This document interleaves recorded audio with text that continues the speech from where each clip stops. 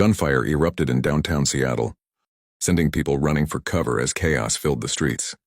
Within seconds, 911 lines lit up, panic spreading faster than anyone could react. Calls soon followed. I was scootering home. I just had a guy try to run me over. I had to pull out my concealed weapon and fire some shots. I'm right at Broadway and Pine Street. I can't get through. You're gonna have to back up. I can't get through. How many shots did you fire? Pretty sure it was about 3. 2 George, you copy the shooting call? Copy, I'm just a couple blocks out. Do we want to maybe stay east by the precinct and all roll together? Probably not a good idea. Is anyone injured? The guy tried to speed off. They took off, I guess. So far, no reports of any injuries. Suspect is still stationary in front of the Walgreens? That's the last update I had, standing at the corner of Broadway and Pine.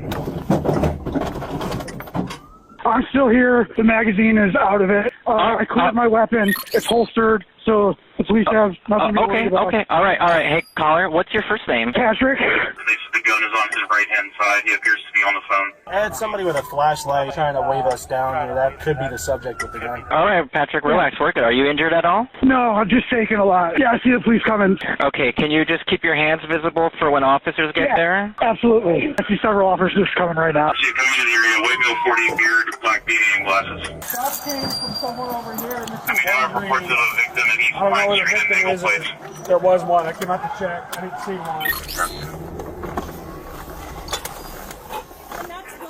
It's the next block. The next block. It looks like someone's having a medical emergency in a red Tesla. Oh, we got a shooting up here. There's about 6 to 7 shots fired. Okay, we got a guy. Suspect is calling in and complying with the call taker's instructions.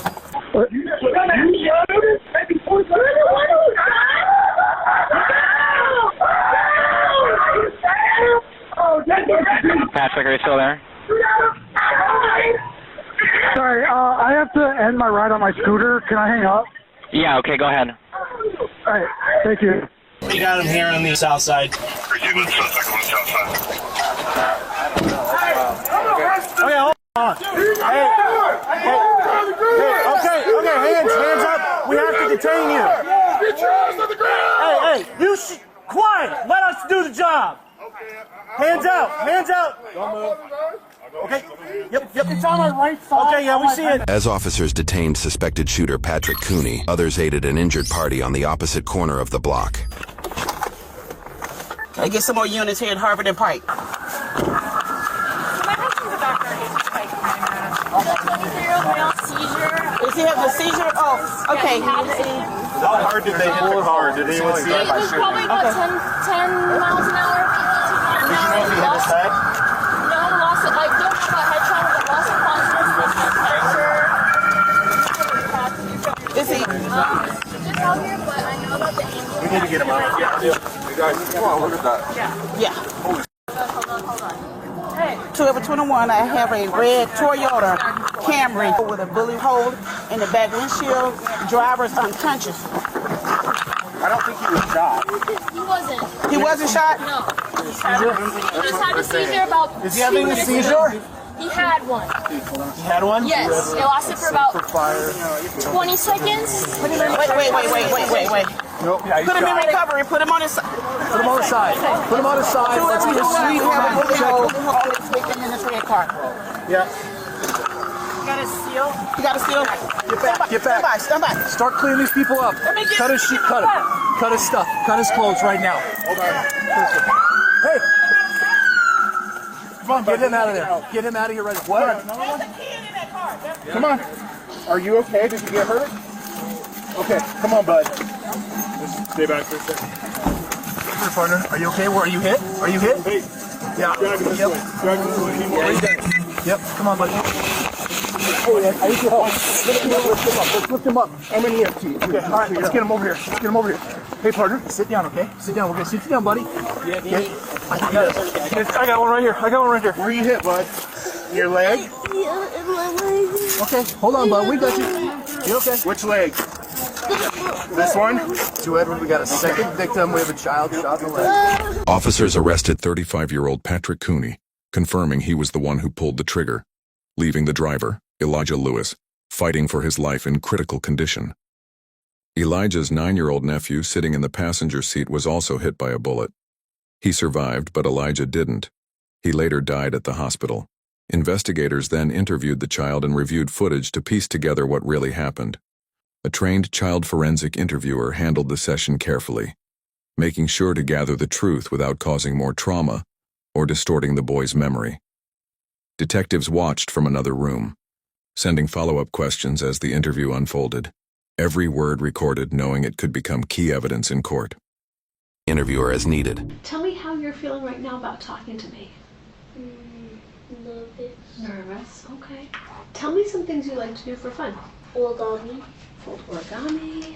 Play Minecraft. Tell me about how you got shot. The day after my birthday, my uncle wanted to do something since he missed it because he had work.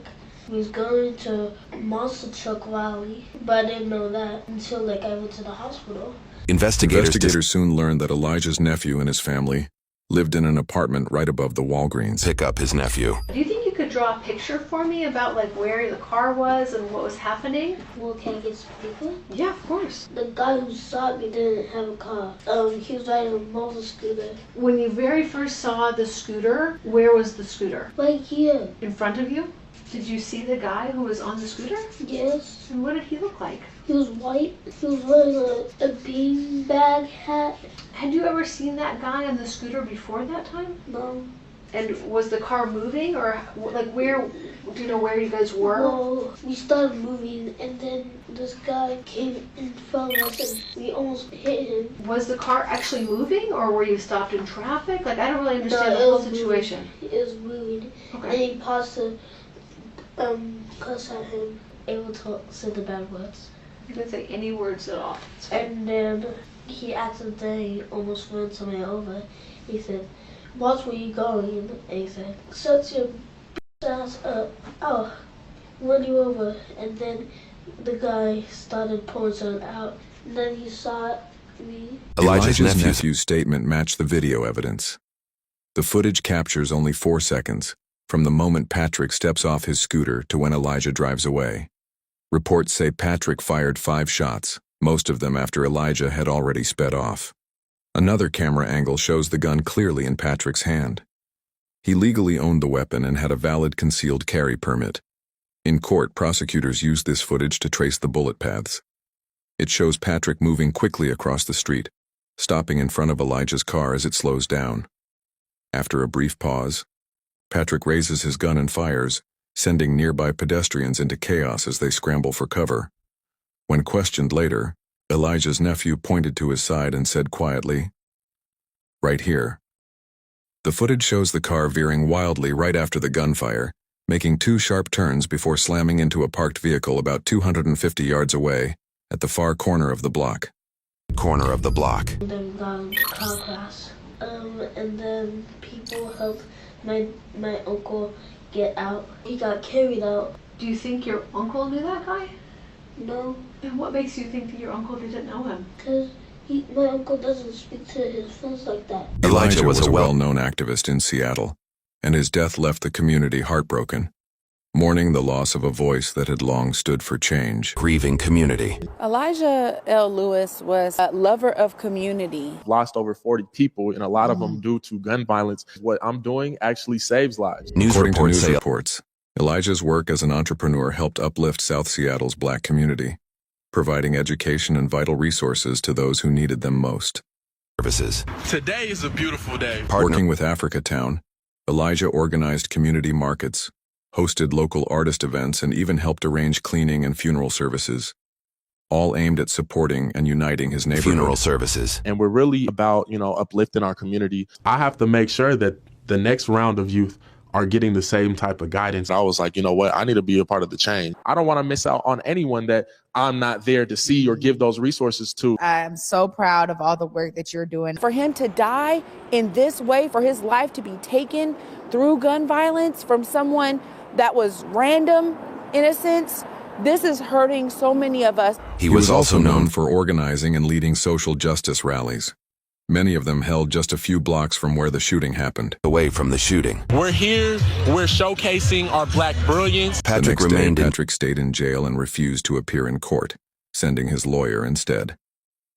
Frustration filled the courtroom as people who came to seek justice wanted to look Elijah's killer in the eye. Killer face to face. There is no justice for my brother because my brother is dead. He took my brother at 23 years old. He wasn't even the apex of what he was. Patrick was held on a $2 million bail, facing charges of second-degree murder and first-degree assault. First-degree assault. Your Honor, on behalf of Mr. Cooney, we would acknowledge receipt, ask the court to enter a plea of not guilty, and to the extent there is anything that is... A jury trial followed memorials for Elijah. He really helped change me by showing me and telling me that I need to have patience. He was with me 30 minutes before he got killed. We were at an event supporting prisoners inside the Stafford Creek Correctional Facility. I'll be here.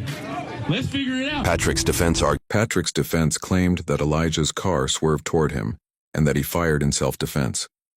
They argued he suffered from PTSD after being hit by a car while biking in Chicago back in 2019. But prosecutors painted a different picture, pointing to Patrick's pattern of road rage. Within a year of the shooting, he'd been involved in 3 similar incidents. In one, while on a scooter, he knocked on a car blocking a bike lane. When the driver got out, he allegedly pulled a gun and told her, "I ought to kill your ass." Just a month before Elijah's death, he reportedly broke a side mirror and racked his handgun after being cut off in traffic. Prosecutors dismissed the self-defense claim, saying Patrick kept firing even as Elijah drove away. In February 2025, the jury found Patrick guilty on all counts. Having a man who did everything in his power to improve marginalized communities, it will have you.